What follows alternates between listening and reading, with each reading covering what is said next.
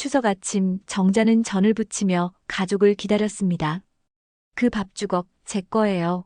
손대지 마세요. 미영이 소리쳤습니다. 믿을 수 없는 일이 일어났죠. 밥주걱이 정자 뺨을 내리쳤습니다. 시어머니면 다예요? 이제 그만하세요. 손주들이 울먹였습니다. 정자는 뺨에 남은 따뜻한 밥알을 느끼며 얼어붙었습니다. 세월 담은 사연을 찾아주신 고마운 분들께 기쁨과 행복이 가득하시길 바랍니다. 사연 시작합니다. 추석 아침이었습니다. 새벽 5시 김정자는 부엌에 섰습니다. 창밖은 아직 어둠이 가시지 않았지만 부엌만은 환하게 불이 켜져 있었죠. 도마 위에는 애호박이 놓여 있었고 가스레인지 위에는 기름이 지글지글 끓고 있었습니다. 정자는 앞치마를 두르고 호박을 얇게 썰기 시작했습니다. 칼을 쥔 손이 예전 같지 않았습니다. 관절이 욱신거렸지만 정자는 멈추지 않았습니다. 명절이니까요. 가족이 모이는 날이니까요. 이 정도면 되겠지. 정자는 혼잣말을 중얼거리며 애호박전 반죽을 만들었습니다. 밀가루에 물을 넣고 소금을 한 꼬집 넣었습니다. 그리고 계란을 풀어 넣었죠. 반죽을 젓는 손길은 능숙했습니다. 68년을 살아온 세월 동안 정자는 얼마나 많은 명절 음식을 만들어 왔을까요? 수없이 많은 추석과 설날, 그리고 생일과 제사. 그 모든 날들이 정자의 손끝에 배어 있었습니다. 구독과 좋아요는 무료입니다. 부탁드립니다. 프라이팬에 기름을 두르고 애호박을 올렸습니다. 지글지글 소리가 났습니다. 그 소리가 왠지 반가웠습니다. 명절의 소리였으니까요. 정자는 미소를 지었습니다. 오늘은 손주들이 옵니다. 아들 내외와 사위, 그리고 딸 내외까지. 온 가족이 모이는 날이었죠. 정자는 그 생각만으로도 가슴이 뛰었습니다. 6시쯤 되자 거실에서 소리가 들렸습니다. 손주들이 일어난 모양이었습니다. 아이들의 깔깔거리는 웃음소리가 복도를 따라 흘러왔습니다. 정자는 고개를 들어 거실을 바라보았습니다. 텔레비전이 켜지는 소리, 그리고 뛰어다니는 발소리. 정자는 다시 전을 뒤집었습니다. 노릇노릇하게 익어가는 애호박전을 보며 정자는 속으로 생각했습니다. 이 아이들이 크면 이 맛을 기억할까? 그때 며느리 미영이 부엌으로 들어왔습니다. 미영은 42살이었습니다. 스마트폰을 손에 쥔 채 미영은 부엌 입구에 섰습니다. 정자는 고개를 돌려 며느리를 보았습니다. 일찍 일어났네, 미영아. 아, 네. 어머니. 미영의 대답은 성의 없었습니다.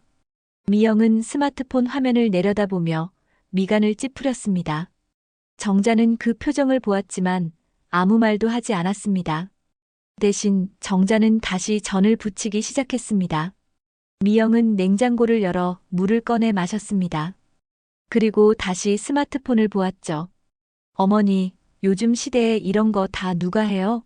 미영이 말했습니다. 정자는 손을 멈추고 며느리를 바라보았습니다. 뭐라고? 명절 음식이요. 요즘은 다 사 먹잖아요. 백화점에서 파는 거 시키면 되는데 왜 이렇게 힘들게 하세요? 미영의 말투는 불평에 가까웠습니다. 정자는 잠시 말을 잃었습니다. 그리고 씁쓸한 미소를 지었습니다. 그래도 전통이란 게 있지 않니? 손맛이라는 것도 있고. 손맛이요? 어머니, 요즘 애들은 그런 거 몰라요. 그냥 맛있으면 되는 거지. 미영은 말을 마치고 부엌을 나갔습니다. 정자는 그 뒷모습을 바라보았습니다. 가슴 한쪽이 답답했습니다. 하지만 정자는 다시 전을 뒤집었습니다. 노릇노릇한 애호박전이 접시에 쌓여갔습니다. 정자는 그 전을 보며 혼자 중얼거렸습니다. 전통이란 게 있지 않니? 그 말에는 외로움이 묻어 있었습니다. 정자는 아무도 듣지 못하는 그 말을 삼키고 다시 일을 이어갔습니다.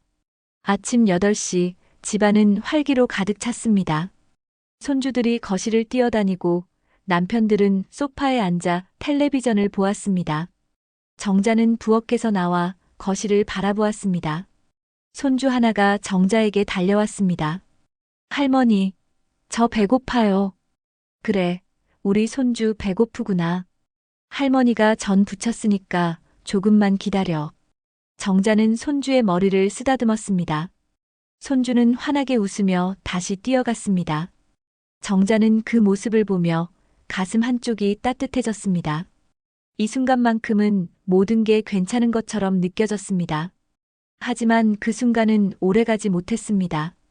미영이 부엌으로 들어와 냉장고를 뒤지기 시작했습니다. 정자는 그 모습을 보며 조심스럽게 물었습니다. 뭐 찾니, 미영아? 아, 제 밥주걱이요. 어디 갔죠? 밥주걱. 정자는 순간 가슴이 철렁했습니다. 아침에 밥을 퍼낼 때 정자가 사용한 밥주걱이 바로 미영의 것이었습니다. 정자는 말없이 싱크대를 가리켰습니다. 저기 있어. 아침에 내가 썼는데. 미영은 싱크대로 가서 밥주걱을 집어들었습니다. 그리고 물로 씻기 시작했습니다. 표정이 굳어 있었습니다.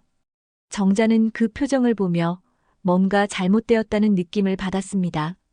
하지만 정자는 아무 말도 하지 않았습니다. 대신 다시 거실로 나가 손주들을 챙겼습니다. 점심시간이 다가왔습니다. 정자는 상을 차렸습니다. 애호박전, 파전, 그리고 갈비찜까지. 정자는 며칠 동안 준비한 음식들을 하나하나 올렸습니다. 가족들이 모여 앉았습니다. 손주들은 신이 나서 떠들었고 어른들은 조용히 젓가락을 들었습니다. 자, 많이 먹어라. 정자는 손주들에게 전을 나눠주었습니다. 아이들은 맛있게 먹었습니다. 정자는 그 모습을 보며 흐뭇한 미소를 지었습니다. 이 순간만큼은 모든 게 평화로웠습니다. 하지만 그 평화는 곧 깨지게 될 것이었습니다. 정자는 아직 몰랐습니다. 이 추석이 정자의 인생에서 가장 비극적인 날이 될 줄은. 정자는 그저 가족들과 함께하는 이 시간이 영원하기를 바랐습니다. 하지만 세상은 정자의 바람대로 흘러가지 않았습니다. 식사가 끝나갈 무렵 정자는 손주에게 밥을 더 주려고 했습니다. 밥주걱을 들어 밥을 덜려던 그 순간이었습니다. 미영의 목소리가 날카롭게 울렸습니다. 그 밥주걱 제 거예요. 정자는 손을 멈췄습니다. 모든 시선이 정자에게 쏠렸습니다. 정자는 미영을 바라보았습니다. 미영의 얼굴은 붉게 상기되어 있었습니다. 손대지 마세요. 미영의 목소리는 떨리고 있었습니다. 정자는 말없이 밥주걱을 내려놓았습니다. 하지만 그것으로 끝이 아니었습니다. 미영은 자리에서 일어나 정자에게 다가왔습니다. 그리고 믿을 수 없는 일이 일어났습니다. 미영의 손이 움직였습니다. 밥주걱을 쥔 손이 정자의 뺨을 향해 날아왔습니다. 정자는 미처 피하지 못했습니다. 순간 둔탁한 소리가 식탁 위로 퍼졌습니다. 짝! 밥주걱이 정자의 오른쪽 뺨을 내리쳤습니다. 정자는 그 자리에 얼어붙었습니다. 뺨에서 따뜻한 무언가가 느껴졌습니다. 밥알이었습니다. 밥주걱에 묻어있던 밥알이 정자의 뺨에 달라붙어 있었죠. 정자는 그것을 느끼며 천천히 고개를 들었습니다. 미영이 서 있었습니다. 숨을 몰아쉬며 정자를 노려보고 있었습니다. 시어머니면 다예요? 이제 그만하세요. 미영의 목소리는 떨리고 있었습니다. 분노인지 두려움인지 알 수 없는 감정이 섞여 있었습니다. 정자는 아무 말도 하지 못했습니다. 입술이 떨렸지만 목소리가 나오지 않았습니다. 그저 뺨에 남은 따뜻한 밥알을 정자는 느낄 뿐이었습니다. 식탁은 정적에 빠졌습니다.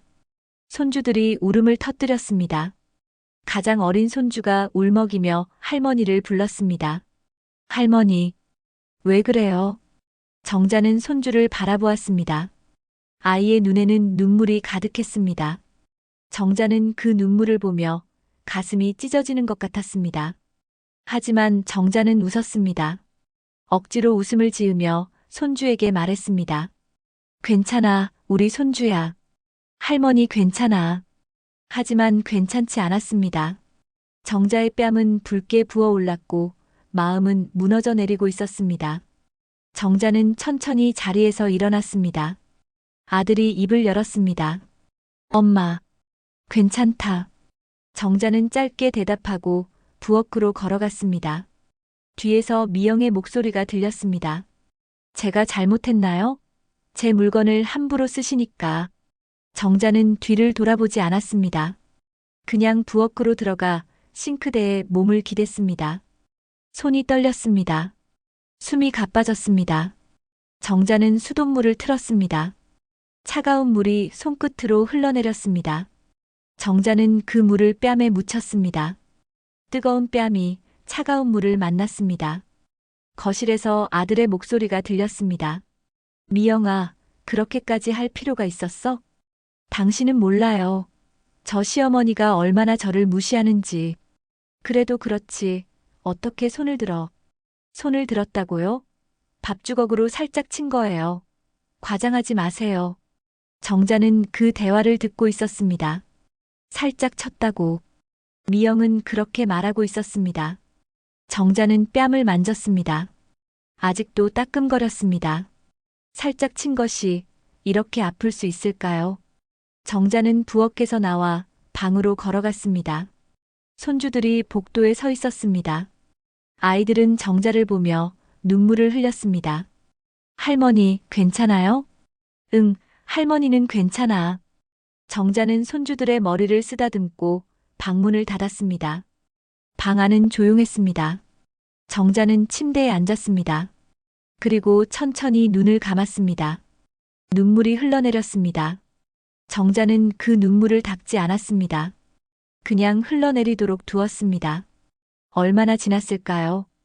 방문이 열렸습니다. 아들이 들어왔습니다. 아들은 조심스럽게 정자에게 다가왔습니다. 엄마, 왜?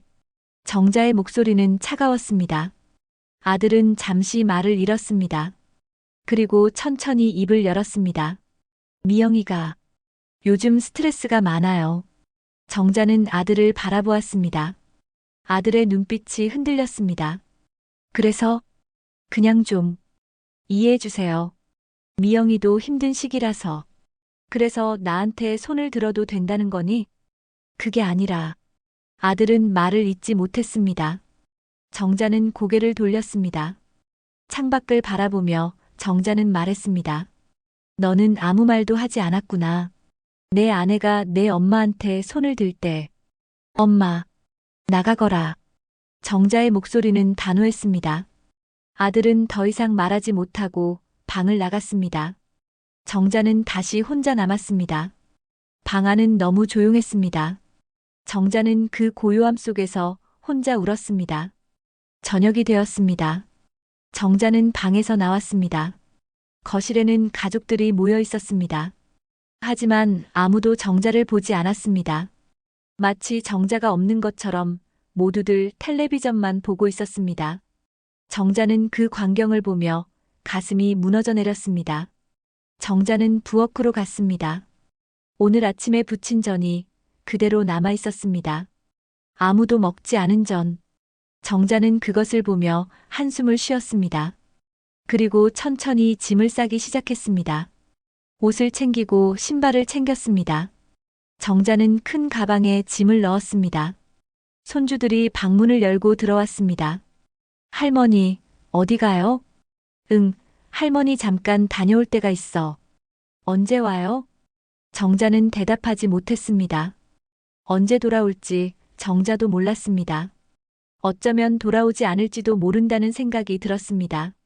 정자는 손주를 안았습니다. 꼭 안았습니다. 할머니, 가지 마요. 손주가 울먹이며 말했습니다. 정자는 눈물을 참으며 웃었습니다. 괜찮다, 우리 손주야. 할머니는 괜찮아. 정자는 손주를 놓고 가방을 들었습니다. 그리고 방을 나섰습니다. 거실을 지나갈 때 미영이 정자를 보았습니다. 하지만 미영은 아무 말도 하지 않았습니다. 그저 고개를 돌렸을 뿐이었습니다. 아들도 사위도 딸도 마찬가지였습니다. 아무도 정자를 붙잡지 않았습니다.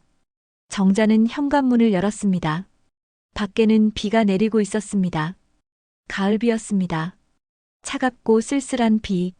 정자는 그 비를 맞으며 걸음을 옮겼습니다. 뒤를 돌아보지 않았습니다. 그냥 앞으로 걸었습니다. 골목길을 따라 걸으며 정자는 생각했습니다. 내 인생은 여기까지인가?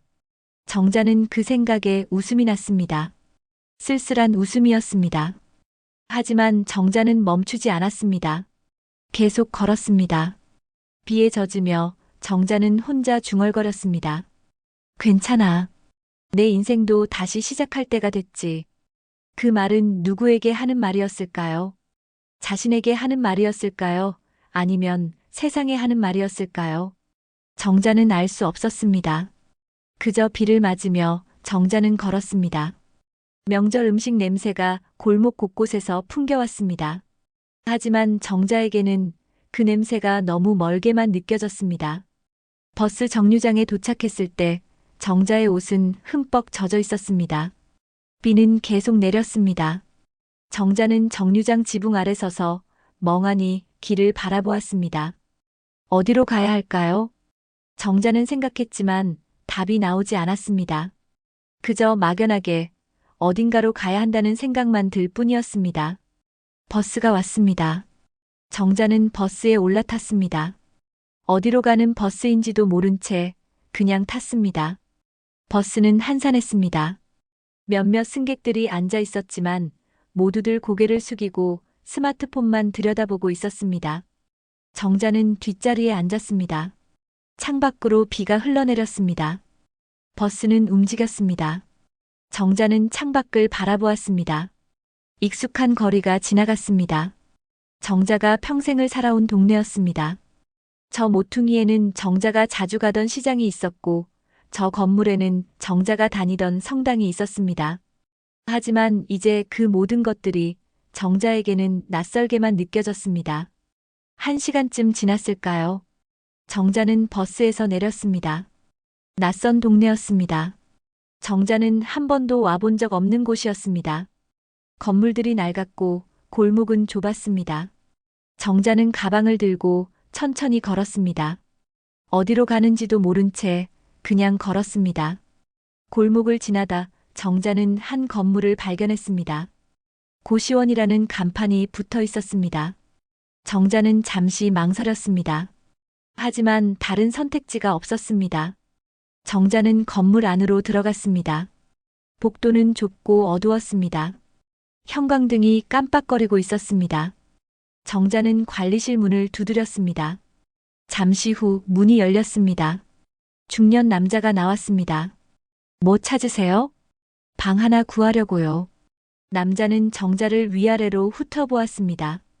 그리고 고개를 끄덕였습니다. 한 달에 30만 원이에요. 보증금은 없고. 알겠습니다. 정자는 지갑을 꺼냈습니다. 돈을 세어 건넸습니다. 남자는 돈을 받고 열쇠를 건넸습니다. 3층 3호예요. 엘리베이터는 없으니까 계단으로 올라가세요. 정자는 열쇠를 받고 계단을 올라갔습니다. 무거운 가방을 들고 계단을 오르는 것은 힘들었습니다. 숨이 가빠졌습니다. 하지만 정자는 멈추지 않았습니다. 한 걸음 한 걸음 올라갔습니다.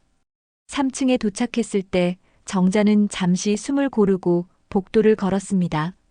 3호. 정자는 문 앞에 섰습니다.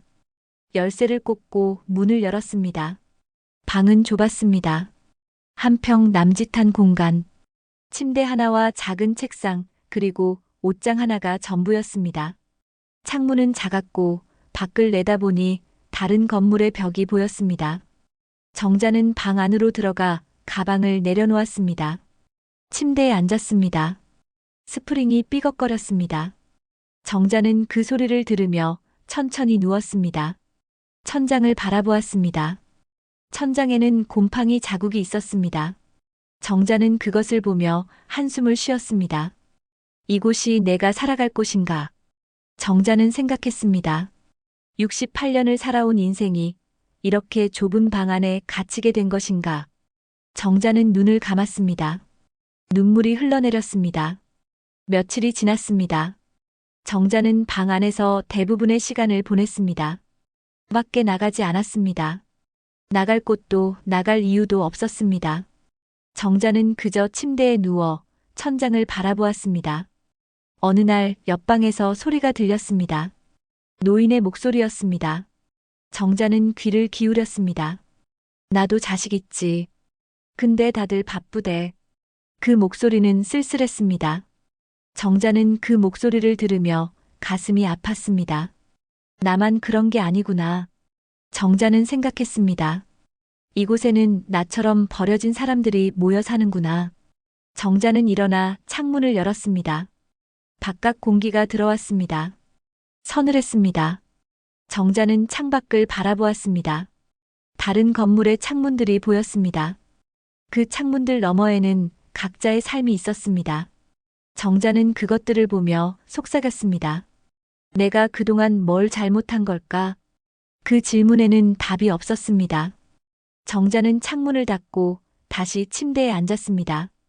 그리고 과거를 떠올렸습니다. 남편이 세상을 떠난 후 정자는 혼자가 되었습니다. 아들은 결혼을 했고 딸도 시집을 갔습니다. 정자는 혼자 남았지만 외롭지 않았습니다. 아이들이 자주 찾아왔고 손주들도 보러 왔으니까요. 정자는 행복했습니다. 하지만 언제부턴가 모든 것이 달라졌습니다. 아들이 사업을 시작하면서 돈이 필요하다고 했습니다.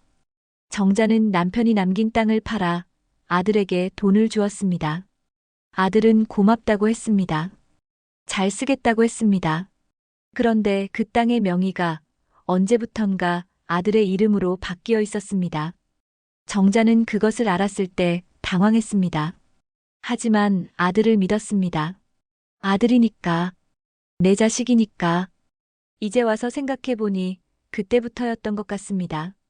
정자가 가족 안에서 점점 작아지기 시작한 것이, 정자는 그 생각에 가슴이 무너졌습니다. 그래, 내 이름은 사라졌지만 내 인생은 아직 끝이 아니야. 정자는 혼잣말을 했습니다. 그 말은 다짐이었습니다. 아직 끝이 아니라고. 아직 살아야 한다고. 정자는 그렇게 스스로를 다독였습니다. 일주일이 지났습니다. 정자는 조금씩 고시원 생활에 적응해 갔습니다. 아침이면 공용 화장실에서 세수를 했고 간단한 식사는 근처 편의점에서 해결했습니다. 정자는 그렇게 하루하루를 견뎠습니다. 어느 날 오후 정자는 복도에서 옆방 노인과 마주쳤습니다. 70대로 보이는 남자였습니다. 등이 굽었고 지팡이를 짚고 있었습니다. 안녕하세요. 정자가 먼저 인사했습니다. 노인은 고개를 들어 정자를 보았습니다. 그리고 희미하게 웃었습니다. 아, 새로 오신 분이시군요. 잘 지내고 계신가요? 네, 뭐. 그럭저럭요. 정자의 대답은 솔직하지 못했습니다. 사실 잘 지내고 있지 않았으니까요. 노인은 그것을 눈치챘는지 잠시 정자를 바라보았습니다. 여기 사람들은 다 사연이 있어요. 저도 그렇고. 노인이 말했습니다. 정자는 고개를 끄덕였습니다. 자식들은 잘 지내시나요? 정자가 조심스럽게 물었습니다. 노인은 한숨을 쉬었습니다. 자식이야 있죠. 아들 둘에 딸 하나. 근데 다들 바쁘다고 하네요. 명절에도 안 와요. 노인의 목소리는 쓸쓸했습니다. 정자는 그 목소리를 듣고 가슴이 먹먹해졌습니다. 나만 그런 게 아니구나. 이곳에는 나처럼 버려진 사람들이 모여 있구나. 저도 비슷해요. 정자가 말했습니다. 노인은 정자를 보며 고개를 끄덕였습니다. 그러시군요. 세상이 많이 변했어요. 옛날엔 부모 모시는 게 당연했는데, 이젠 그게 짐이 된 것 같아요. 노인의 말에 정자는 아무 대꾸도 하지 못했습니다. 그 말이 너무 슬프게 느껴졌으니까요. 노인은 지팡이를 짚고 천천히 계단을 내려갔습니다. 정자는 그 뒷모습을 보며 오래 서 있었습니다. 밤이 되었습니다. 정자는 침대에 누워 천장을 바라보았습니다. 고시원 밖에서는 차 소리가 들렸습니다. 사람들의 웃음소리도 들렸습니다. 하지만 정자의 방 안은 너무 조용했습니다. 정자는 스마트폰을 꺼냈습니다. 아들에게서 연락이 왔을까? 정자는 화면을 켰습니다. 하지만 아무 메시지도 없었습니다. 정자는 스마트폰을 내려놓고 한숨을 쉬었습니다. 그때 복도에서 소리가 들렸습니다. 누군가 전화를 하는 소리였습니다. 정자는 귀를 기울였습니다. 아니, 내가 언제 돈 달라고 했어? 그냥 목소리나 듣고 싶어서. 응, 알았어. 바쁘면 할 수 없지. 그래, 끊어. 전화가 끊어지는 소리가 났습니다. 그리고 흐느끼는 소리가 들렸습니다. 정자는 가슴이 아팠습니다. 저 사람도 자식에게 버림받은 사람이구나. 정자는 일어나 문을 열었습니다. 복도에는 아무도 없었습니다. 하지만 옆방 문틈으로 희미한 빛이 새어나왔습니다. 정자는 조용히 문을 닫고 다시 침대에 앉았습니다. 며칠 후 정자는 고시원 근처 공원에 나갔습니다. 산책이라도 해야 할 것 같았습니다. 방 안에만 있으면 미칠 것 같았으니까요. 공원에는 사람들이 많았습니다. 아이들이 뛰어놀고 노인들이 벤치에 앉아 있었습니다. 정자는 벤치에 앉았습니다. 나무들이 바람에 흔들렸습니다. 가을이었습니다. 낙엽이 떨어지고 있었습니다. 정자는 그 낙엽을 보며 생각에 잠겼습니다. 내 인생도 저 낙엽처럼 떨어지고 있는 걸까? 정자는 그런 생각을 했습니다. 하지만 동시에 다른 생각도 들었습니다. 낙엽은 떨어지지만 봄이 오면 다시 새 잎이 돋아나지 않나? 내 인생도 그럴 수 있지 않을까? 그때 옆 벤치에 앉은 할머니가 정자에게 말을 걸었습니다. 혼자 사세요? 정자는 고개를 돌렸습니다. 할머니는 정자보다 나이가 많아 보였습니다. 네. 지금은요. 저도요. 남편은 10년 전에 세상 떠났고 자식들은 다 외국에 있어요. 할머니가 말했습니다. 정자는 그 말을 듣고 고개를 끄덕였습니다. 힘드시겠어요? 힘들죠. 근데 뭐 살아야죠. 살아있으니까. 할머니는 웃으며 말했습니다. 그 웃음이 정자에게는 슬프게 보였습니다. 하지만 동시에 강하게도 보였습니다. 정자는 할머니를 보며 생각했습니다. 저렇게 웃을 수 있을까? 나도 저렇게 될 수 있을까? 공원을 나와 고시원으로 돌아오는 길, 정자는 우연히 한 전단지를 보았습니다. 벽에 붙어 있는 전단지였습니다. 무료 법률 상담이라고 쓰여 있었습니다. 정자는 그 전단지를 보며 멈춰 섰습니다. 법률 상담. 정자는 그 단어를 곱씹었습니다. 혹시 내가 빼앗긴 땅을 돌려받을 수 있을까? 정자는 그런 생각을 했습니다. 하지만 곧 고개를 저었습니다. 아들 명의로 바뀐 땅인데 어떻게 돌려받을 수 있겠어요? 정자는 그냥 지나쳤습니다. 하지만 그 전단지가 머릿속에서 떠나지 않았습니다. 정자는 고시원에 돌아와서도 계속 그 생각을 했습니다. 저녁이 되었습니다. 정자는 편의점에서 김밥을 사와 방 안에서 먹었습니다. 텔레비전도 없는 방에서 정자는 그저 창밖만 바라보았습니다. 어둠이 내려앉고 있었습니다. 그때 정자는 문득 떠올렸습니다. 고등학교 동창 오순자. 순자는 변호사였습니다. 정자는 순자와 오랫동안 연락하지 않았지만 순자의 전화번호는 아직 기억하고 있었습니다. 정자는 스마트폰을 꺼냈습니다. 그리고 순자의 번호를 찾았습니다. 손가락이 떨렸습니다. 전화를 걸어야 할까? 정자는 망설였습니다. 하지만 결국 정자는 전화를 걸었습니다. 신호음이 울렸습니다. 한 번, 두 번, 세 번. 그리고 전화가 연결되었습니다. 여보세요? 순자의 목소리였습니다. 정자는 잠시 말을 잃었습니다. 그리고 천천히 입을 열었습니다. 순자야. 나야, 정자. 정자야? 세상에 얼마만이야. 순자의 목소리는 반가웠습니다.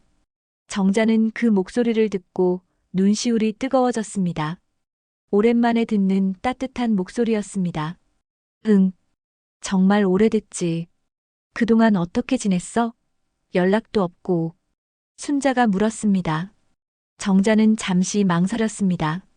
어디서부터 말해야 할까요? 무엇을 말해야 할까요? 정자는 천천히 입을 열었습니다. 순자야. 나 좀 도와줘. 무슨 일이야? 목소리가 이상한데. 순자의 목소리에 걱정이 묻어났습니다. 정자는 숨을 깊이 들이마셨습니다.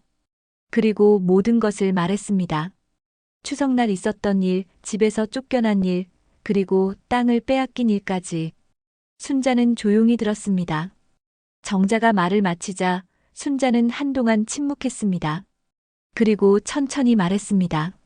정자야, 그 땅 원래 누구 명의였어?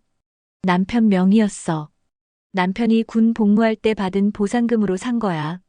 그럼 남편 돌아가시고 나서는 내 명의로 바꿨지. 근데 아들이 사업한다고 돈이 필요하다길래 명의를 아들한테 넘겼어. 순자는 또다시 침묵했습니다. 정자는 그 침묵이 무섭게 느껴졌습니다. 혹시 순자도 정자가 어리석었다고 생각하는 걸까요? 정자야. 순자가 말했습니다.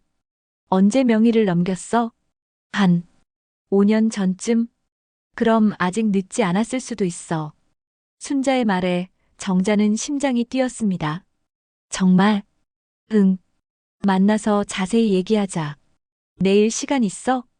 있어, 있고 말고. 정자는 대답했습니다. 순자는 약속 장소를 정해주었습니다. 정자는 전화를 끊고 한동안 스마트폰을 들고 있었습니다. 가슴이 두근거렸습니다. 정말 혹시 땅을 돌려받을 수 있을까요? 다음 날 오전 정자는 약속 장소로 향했습니다. 시내에 있는 카페였습니다. 정자는 오랜만에 나가는 길이라 옷을 고르는데도 시간이 걸렸습니다. 결국 가장 깨끗한 옷을 입고 고시원을 나섰습니다. 카페에 도착하자 순자가 이미 와 있었습니다. 순자는 예전보다 늙어 보였지만 여전히 단정했습니다. 머리를 짧게 자르고 안경을 쓰고 있었습니다. 순자는 정자를 보자마자 일어났습니다. 정자야. 순자가 정자를 안았습니다. 정자는 그 품에서 눈물이 터져 나올 것 같았습니다. 하지만 참았습니다. 순자는 정자를 놓고 자리에 앉게 했습니다. 커피 시킬게. 뭐 마실래? 아메리카노면 돼. 순자는 커피를 주문하고 정자를 바라보았습니다. 정자야 많이 힘들었겠다. 순자의 말에 정자는 고개를 끄덕였습니다. 순자는 정자의 손을 잡았습니다.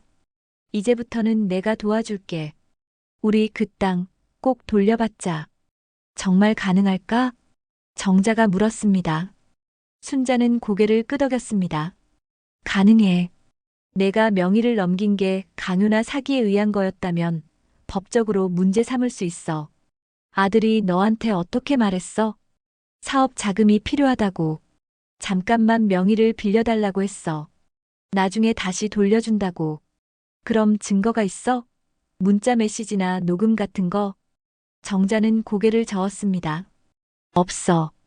그냥 말로만 했어. 순자는 잠시 생각에 잠겼습니다. 그리고 말했습니다. 그래도 해볼 수 있어. 일단 아들한테 땅을 돌려달라고 요구하자. 그게 안 되면 법적으로 대응하는 거야. 법적으로? 응. 소송을 하는 거지.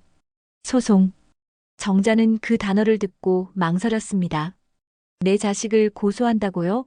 하지만 순자는 정자의 마음을 읽었는지 말했습니다. 정자야, 내 자식이 먼저 너를 배신한 거야. 내가 잘못한 게 아니야. 순자의 말에 정자는 눈물이 흘렀습니다.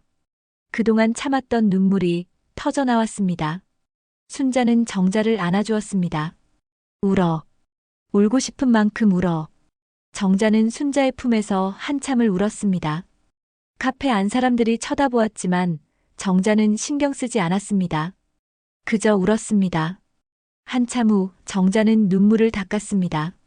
순자는 티슈를 건네며 미소를 지었습니다. 이제 싸우자. 내 권리를 찾는 거야. 고맙다, 순자야. 뭘? 우리 친구 아니야. 순자는 가방에서 서류를 꺼냈습니다. 그리고 정자에게 설명하기 시작했습니다. 어떤 절차를 밟아야 하는지, 어떤 증거가 필요한지. 정자는 순자의 말을 귀담아 들었습니다. 일단 내용 증명을 보내자. 아들한테 땅을 돌려달라고 요구하는 거야. 그래도 안 들으면 그때 소송을 제기하는 거지. 알겠어. 정자는 고개를 끄덕였습니다. 순자는 정자의 손을 다시 잡았습니다. 정자야, 이길 수 있어. 나를 믿어. 순자의 눈빛은 확고했습니다. 정자는 그 눈빛을 보며 용기가 났습니다. 그래, 나도 싸워야지. 내 것을 찾아야지. 카페를 나서며 정자는 하늘을 올려다보았습니다. 구름이 걷히고 햇살이 비쳤습니다. 정자는 그 햇살을 받으며 생각했습니다. 아직 끝이 아니야. 내 인생은 아직 끝이 아니야. 그날 저녁 정자는 고시원 방에서 스마트폰을 꺼냈습니다. 아들의 번호를 찾았습니다. 손가락이 떨렸습니다. 하지만 정자는 메시지를 보냈습니다. 아들아, 엄마야. 땅명에 다시 내 이름으로 돌려줘. 그게 원래 내 거였잖니. 메시지를 보내고 정자는 스마트폰을 내려놓았습니다. 답장이 올까요? 정자는 알 수 없었습니다. 하지만 이제는 기다리는 것만이 아니었습니다. 정자는 싸울 준비가 되어 있었습니다. 밤이 깊어갔습니다. 정자는 침대에 누워 천장을 바라보았습니다. 오늘은 지난 며칠과 달랐습니다. 가슴속에 희망이 생겼으니까요. 정자는 그 희망을 품고 잠이 들었습니다. 다음 날 아침 정자는 스마트폰을 확인했습니다. 아들에게서 답장이 와 있었습니다. 정자는 가슴이 두근거렸습니다. 메시지를 열었습니다. 엄마, 무슨 소리예요? 그 땅은 이미 제 명의예요. 엄마가 주신 거잖아요. 정자는 그 메시지를 읽고 가슴이 무너졌습니다. 주었다고? 정자는 빌려준 것이지 준 게 아니었습니다. 정자는 떨리는 손으로 답장을 보냈습니다. 잠깐 빌려준 거야. 사업 자금 마련되면 다시 돌려준다고 했잖니. 몇 분 후 아들에게서 답장이 왔습니다. 그런 말 한 적 없어요. 엄마가 기억을 잘못하시는 거예요. 이제 그만하세요. 정자는 스마트폰을 쥔 손에 힘이 들어갔습니다. 기억을 잘못한다고? 정자는 분명히 기억하고 있었습니다. 아들이 무릎 꿇고 부탁했던 그날을, 잠깐만 명의를 빌려달라던 그 말을. 정자는 더 이상 메시지를 보내지 않았습니다. 대신 순자에게 전화를 걸었습니다. 순자야, 아들한테 메시지 보냈는데 돌려줄 생각이 없대. 그럴 줄 알았어. 괜찮아, 정자야. 이제 법적으로 가는 거야. 순자의 목소리는 단호했습니다. 정자는 고개를 끄덕였습니다. 비록 순자가 보이지 않았지만 정자는 그렇게 대답했습니다. 일주일 후 순자는 내용 증명을 보냈습니다. 아들에게 땅의 소유권을 반환하라는 공식적인 요구였습니다. 정자는 그 서류를 보며 떨렸습니다. 이제 정말 시작되는구나. 며칠 후 아들에게서 전화가 왔습니다. 정자는 전화를 받았습니다. 엄마, 무슨 짓이에요? 아들의 목소리는 화가 나 있었습니다. 정자는 침착하게 대답했습니다. 내가 먼저 약속을 어긴 거잖니. 약속이요? 엄마가 저한테 땅을 주신 거예요. 이제 와서 왜 이러세요? 나는 준 게 아니라 빌려준 거야. 돌려받을 거야. 엄마, 정신 차리세요. 명의가 제 이름으로 바뀐 지 5년이 넘었어요. 이제 와서 무슨 소리예요? 아들의 말에 정자는 가슴이 아팠습니다. 하지만 물러서지 않았습니다. 그래도 내 거야. 내 아버지가 평생 모은 돈으로 산 땅이야. 그걸 내가 마음대로 할 순 없어. 마음대로요? 엄마가 주신 건데요. 아들의 목소리는 점점 커졌습니다. 정자는 눈을 감았습니다. 그리고 천천히 말했습니다. 법정에서 보자. 정자는 전화를 끊었습니다. 손이 떨렸습니다. 하지만 정자는 후회하지 않았습니다. 이제는 돌아갈 수 없었습니다. 앞으로 나아가야 했습니다. 한 달이 지났습니다. 소송 준비가 진행되었습니다. 순자는 정자를 위해 밤낮으로 일했습니다. 증거를 모으고 서류를 작성했습니다. 정자는 순자에게 고마웠습니다. 어느 날 순자가 정자를 찾아왔습니다. 고시원까지 직접 온 것이었습니다. 순자는 정자의 방을 보고 한숨을 쉬었습니다. 정자야, 여기서 지내기 힘들겠다. 괜찮아. 견딜만해. 정자는 웃으며 말했습니다. 순자는 정자를 안아주었습니다. 조금만 참아. 곧 좋은 날이 올 거야. 고맙다, 순자야. 순자는 가방에서 서류를 꺼냈습니다. 그리고 정자에게 보여주었습니다. 소장을 제출했어. 이제 법원에서 날짜를 잡을 거야. 정자는 서류를 받아들었습니다. 손이 떨렸습니다. 이제 정말 시작되는구나. 정자는 그렇게 생각했습니다. 2달이 지났습니다. 첫 재판날이 정해졌습니다. 정자는 그날 아침 일찍 일어났습니다. 옷을 갈아입고 거울을 보았습니다. 얼굴은 수척했지만 눈빛은 살아 있었습니다. 법원에 도착하자 순자가 기다리고 있었습니다. 순자는 정자를 보며 미소를 지었습니다. 준비됐어? 응. 정자는 고개를 끄덕였습니다. 두 사람은 법정으로 들어갔습니다. 법정 안은 차가웠습니다. 정자는 자리에 앉았습니다. 그리고 반대편을 보았습니다. 아들이 앉아 있었습니다. 미영도 함께 있었습니다. 정자는 그들을 보며 가슴이 아팠습니다. 하지만 눈을 돌리지 않았습니다. 아들은 정자를 보지 않았습니다. 고개를 숙이고 있었습니다. 재판이 시작되었습니다. 판사가 들어왔고 양측의 주장을 들었습니다.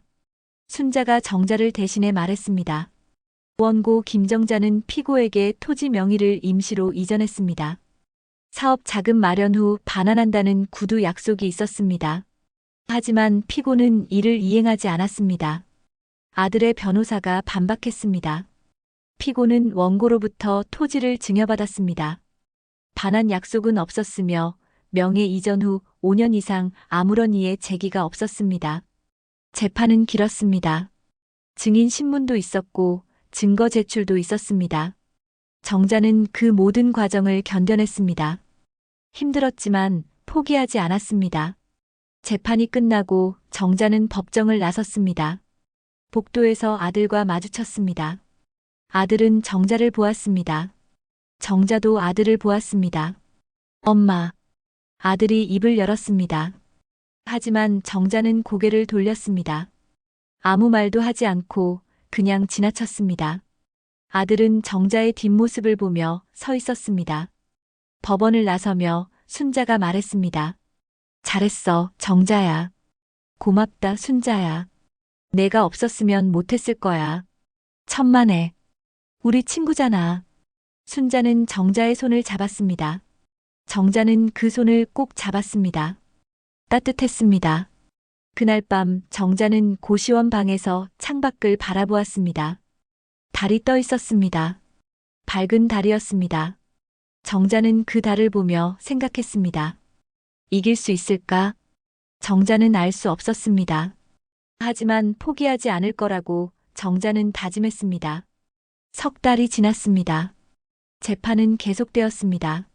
정자는 매번 법원에 갔습니다.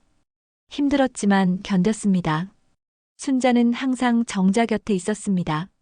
어느 날 순자가 말했습니다. 다음 재판이 마지막이 될 거야. 판결이 나올 거야. 정자는 고개를 끄덕였습니다. 드디어 끝이 나는구나. 정자는 그렇게 생각했습니다. 가슴이 두근거렸습니다. 이길 수 있을까? 정자는 하늘에 기도했습니다. 제발, 제발 이기게 해달라고. 최종 재판날이 밝았습니다. 정자는 새벽부터 잠을 이루지 못했습니다. 천장을 바라보며 정자는 지난 1년을 떠올렸습니다. 추석날 밥주걱에 맞았던 그날부터 고시원에서 보낸 외로운 날들, 그리고 순자와 함께 싸워온 시간들. 모든 것이 오늘 끝나는구나. 정자는 일어나 옷을 갈아입었습니다. 가장 단정한 옷을 골랐습니다. 거울을 보니 얼굴은 여전히 수척했지만 눈빛만은 흔들리지 않았습니다. 정자는 스스로에게 말했습니다. 할 수 있어. 나는 할 수 있어. 법원 앞에서 순자가 기다리고 있었습니다. 순자는 정자를 보자마자 손을 잡았습니다. 정자야, 오늘은 좋은 결과가 있을 거야. 나를 믿어. 응, 믿어. 정자는 대답했습니다. 두 사람은 법정으로 들어갔습니다. 방청석에는 몇몇 사람들이 앉아 있었습니다. 정자는 자리에 앉았습니다. 그리고 반대편을 보았습니다. 아들이 앉아 있었습니다. 미영도 함께였습니다. 아들의 얼굴은 창백했습니다. 미영은 고개를 숙이고 있었습니다. 정자는 그들을 보며 복잡한 감정이 밀려왔습니다. 미움도 있었고 슬픔도 있었습니다. 하지만 그 무엇보다 정자는 담담했습니다. 판사가 입장했습니다.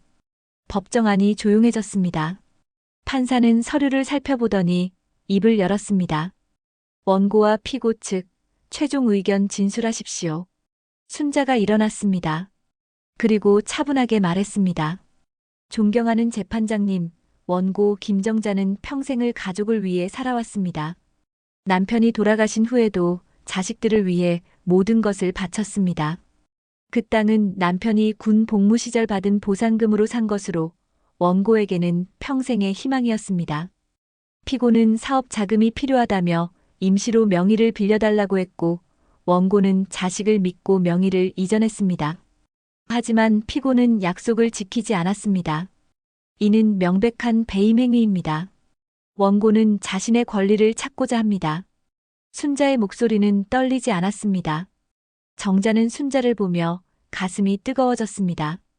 고맙다는 말이 목까지 차올랐습니다. 아들의 변호사가 일어났습니다. 재판장님, 피고는 원고로부터 토지를 정당하게 증여받았습니다. 구두 약속이 있었다는 증거는 어디에도 없습니다. 명예 이전 후 5년 이상 원고는 아무런 이의를 제기하지 않았습니다. 이는 원고가 증여에 동의했다는 명백한 증거입니다. 판사는 두 사람의 진술을 듣고 고개를 끄덕였습니다. 그리고 서류를 다시 살펴보았습니다. 법정은 정적에 빠졌습니다. 시간이 천천히 흘러갔습니다. 정자는 가슴이 터질 것 같았습니다. 판사가 입을 열었습니다. 판결을 선고하겠습니다. 정자는 숨을 멈췄습니다. 순자가 정자의 손을 잡았습니다. 판사는 서류를 내려놓고 말했습니다. 원고 김정자와 피고 간의 토지 소유권 분쟁건에 대하여 본 재판부는 다음과 같이 판결합니다. 피고는 원고에게 해당 토지의 소유권을 반환하라. 그 순간 세상이 멈춘 것 같았습니다. 정자는 판사를 바라보았습니다. 방금 뭐라고 하셨나요? 정자는 귀를 의심했습니다. 원고가 토지 명의를 이전한 것은 피고의 구두 약속에 의한 것이며 증여의 의사가 명확하지 않습니다. 또한 피고는 명예 이전 후 원고를 부당하게 대우했으며 이는 신의성실의 원칙에 위배됩니다. 따라서 본 재판부는 원고의 손을 들어줍니다. 판사의 말이 끝났습니다. 정자는 순자를 보았습니다. 순자는 눈물을 흘리며 웃고 있었습니다. 정자도 눈물이 쏟아졌습니다. 이겼구나. 우리가 이겼구나. 반대편에서 소리가 들렸습니다. 미영이 울고 있었습니다. 아들은 고개를 떨구고 있었습니다. 정자는 그들을 보았습니다. 가슴 한쪽이 아팠습니다. 하지만 정자는 눈물을 닦았습니다. 법정을 나서며 미영이 정자에게 달려왔습니다. 무릎을 꿇었습니다. 어머니, 죄송해요. 정말 죄송해요. 미영의 목소리는 떨리고 있었습니다. 눈물이 뺨을 타고 흘렀습니다. 정자는 미영을 내려다보았습니다. 한때는 며느리로 받아들였던 여자. 하지만 정자에게 손을 들었던 여자. 제가 잘못했어요. 용서해 주세요. 미영이 울먹였습니다. 아들도 다가왔습니다. 아들도 무릎을 꿇었습니다. 엄마, 저도 잘못했어요. 엄마한테 너무 못했어요. 아들의 목소리에도 눈물이 묻어 있었습니다. 정자는 두 사람을 보았습니다. 한동안 아무 말도 하지 않았습니다. 그저 바라만 보았습니다. 그리고 정자는 입을 열었습니다. 사람은 언젠가 자기가 한 짓의 값을 치른단다. 정자의 목소리는 차갑지도 따뜻하지도 않았습니다. 그저 담담했습니다. 정자는 두 사람을 지나쳐 걸었습니다. 뒤를 돌아보지 않았습니다. 복도를 걸으며 정자는 창밖을 보았습니다. 햇살이 쏟아지고 있었습니다. 밝은 햇살이었습니다. 정자는 그 햇살을 보며 미소를 지었습니다. 순자가 다가왔습니다. 정자야, 축하해. 고맙다, 순자야. 내가 없었으면 불가능했을 거야. 천만에. 넌 이길 자격이 있었어. 두 사람은 법원을 나섰습니다. 바깥 세상은 밝았습니다. 정자는 하늘을 올려다보았습니다. 구름 한 점 없는 맑은 하늘이었습니다. 이제 뭐 할 거야? 순자가 물었습니다.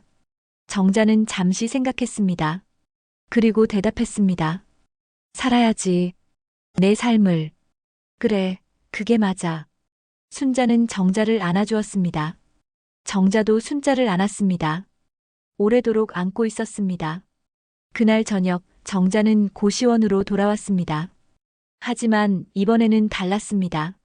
가슴 속에 희망이 있었습니다.